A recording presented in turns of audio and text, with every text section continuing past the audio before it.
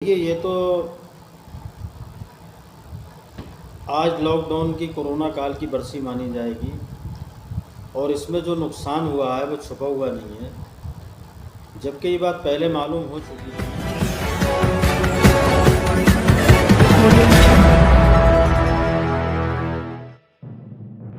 मुझे हाजी इस्लाम बब्बू कहते हैं। जी बिल्कुल नहीं, क्योंकि वजह ये है ना पहले सुरक्षित थे ना आज सुरक्षित हैं। लॉकडाउन लगा भी लेकिन उसका बेमकसद रहा, क्योंकि वजह ये है कुछ लोग वहाँ बाहर थे, कुछ दिन तक रुके रहे, उसके बाद में आना जाना शुरू हो गया, बस्तियों में मिलना शुरू हो गए, तो इसका कोई फ़ायदा नहीं हुआ, अलावा देश को नुकसान किया। और जिस दिन एक ही दिन के अंदर लॉकडाउन यहाँ पर लगाया गया तो उस दिन लाखों करोड़ों अरबों खरबों रुपए का इस देश का नुकसान हुआ है। और उस दिन एकदम चलती हुई मशीनरी को बिल्कुल रोक दिया गया और कोरोना वायरस का एक कोई सिस्टम बनता कि मतलब कहीं पर कोई लोग थे तो उनको अगर किसी दूसरी जगह जा रहे थे तो उनको पहले उनके टेस्ट होते, उसके बाद में निकलते, या उनके जाने का इंतज़ाम किया जाता। अगर चाहते तो ये सरकार बहुत कुछ कर सकती थी। देखिए, ये तो आज लॉकडाउन की कोरोना काल की बरसी मानी जाएगी और इसमें जो नुकसान हुआ है वो छुपा हुआ नहीं है, जबकि ये बात पहले मालूम हो चुकी थी कि ये कोरोना फैल रहा है। उसके बाद में अमेरिकी राष्ट्रपति यहाँ पर आए, ट्रम्प साहब, उनके साथ में एक बहुत बड़ी टीम आई और कोरोना वायरस को लेकर के आई। और कोरोना मैं परवेज मियां, जिलाध्यक्ष भारतीय जनता पार्टी अनुशासन मोर्चा।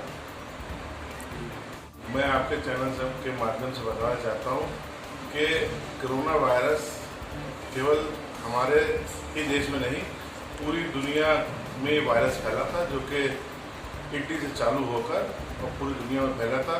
और मैं समझता हूं कि आज देश काफ़ी सुरक्षित है, क्योंकि हमारे यहाँ जब देश में कोरोना वायरस आया था उस समय यहाँ पर साधन उपलब्ध नहीं थे।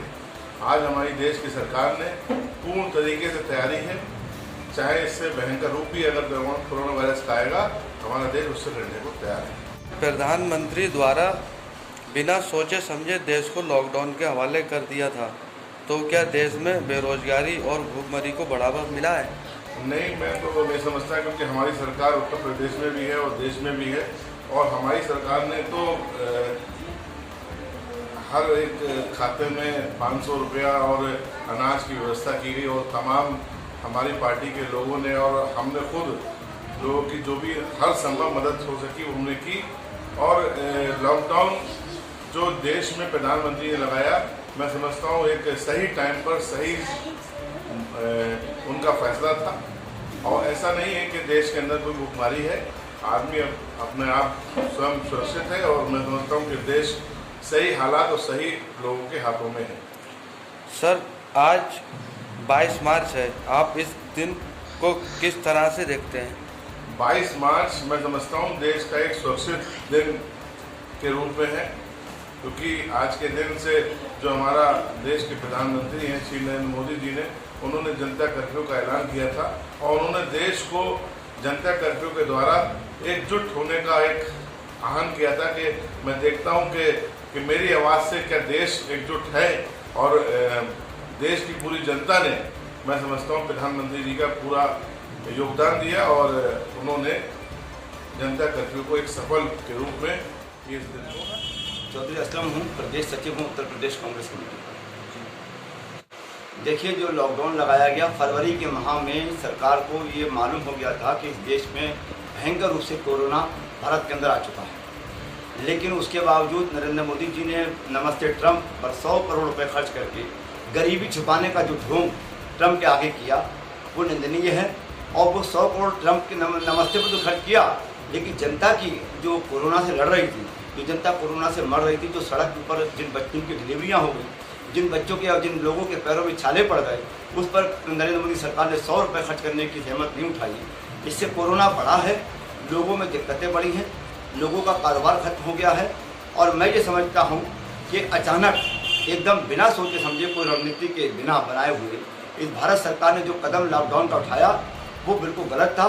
वो भारत हित में नहीं था, देश हित में नहीं था, वो गरीब हित में नहीं था, बल्कि पूंजीपतियों के इशारे पे वो कोरोना का जो लॉकडाउन था वो किया गया। देखिए, प्रधानमंत्री नरेंद्र मोदी जी या उत्तर प्रदेश में योगी जी, ये जब जो मन आता है वो अपने कह देते हैं। इनका ना कोई दिमाग है, ना इनकी कोई पॉलिसी है, ना इनकी कोई योजना है, इनकी कोई सोच नहीं है।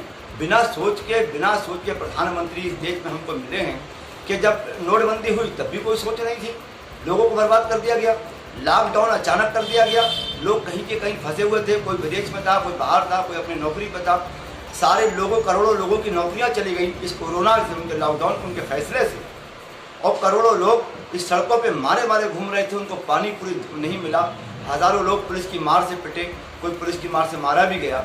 लोगों की डिलीवरियाँ बच्चों की हुई हैं सड़कों के ऊपर, सड़कों पर डिलीवरी के टाइम पे बच्चों के खून बह रहा था, उसको कोई देखने वाला नहीं था, कोई स्वास्थ्य की सुविधा नहीं थी, कोई कोरोना से लड़ने का इंतजाम नहीं था, कोई वैक्सीन नहीं थी। बिना सोचे समझे हिंदुस्तान के अंदर जो लॉकडाउन की घोषणा मोदी सरकार ने की, उसकी मैं आज भी आलोचना करता हूँ, कल भी आलोचना करता हूँ। देखिए, 22 मार्च 1 साल हो गया उनको। 1 साल में उस कोरोना के बाद भी, लॉकडाउन हटने के बाद भी कोई ऐसी योजना भारत सरकार नहीं बना सकी जो उस कोरोना काल के हुए नुकसान को, या उसमें जो नुकसान उनका हुआ, जो उसे बाढ़ टाइप की जो आई कोरोना की, उसमें कोई आदमी सर्वाइव कर पाता या आगे बढ़ पाता। बल्कि मैं समझता हूँ कि पूंजीपतियों के द्वारा खेल किया गया। कोरोना के नाम पर 1.5 लाख रुपए जो सरकार ने प्राइवेट हॉस्पिटलों को दिए, उसमें लाखों ऐसे लोग थे जिनको कोरोना नहीं था, जो कोरोना नेगेटिव थे, केवल कोरोना पॉजिटिव करने के 1.5 लाख रुपए लिए गए, और प्राइवेट अस्पताल में 5-5 और 10-10 लाख रुपये उनसे लिए गए हैं। तो केवल पूंजीपतियों को फायदा पहुंचाने के लिए। और आज इस देश में लाखों करोड़ रुपया पूंजीपतियों का माफ कर दिया जा रहा है अडानी अंबानी जी का। आज इस देश में कोरोना काल में जो उन्होंने कहा कि आपको किस्तें नहीं जमा करना है, आपको प्रीमियम जमा नहीं करना है, सारे लोगों को प्रीमियम जमा करना पड़ी। इस देश के अंदर ही, इस देश के प्रधानमंत्री का आदेश भारत की सरकार में जो प्रशासनिक अधिकारी हैं वो मानने को तैयार नहीं। उन्होंने सारी बैंकों का आदेश किया कि प्रीमियम ना ली जाए, सारी बैंकों ने प्रीमियम लिया, उस पर इंटरेस्ट भी लिया।